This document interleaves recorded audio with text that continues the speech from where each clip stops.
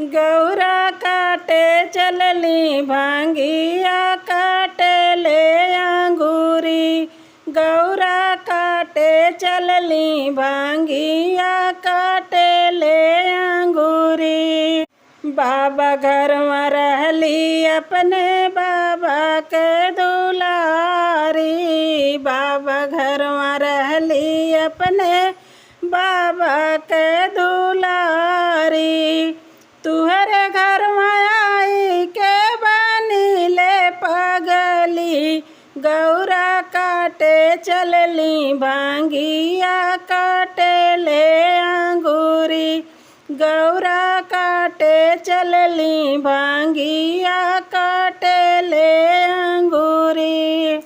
मैया घर में रहली हम मेवा खोवा खैली।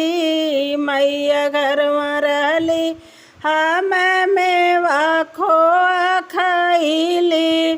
तुहरे घर में आई के चबाई पतई।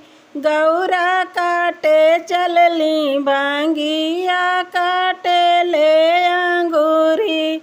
गौरा काटे चलली भांगिया काटे ले अंगूरी।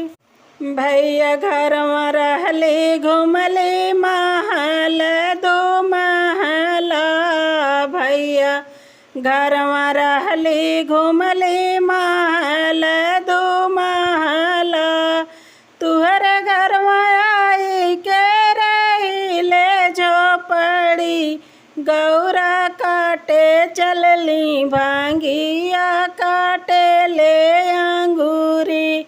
गौरा काटे चलली भांगिया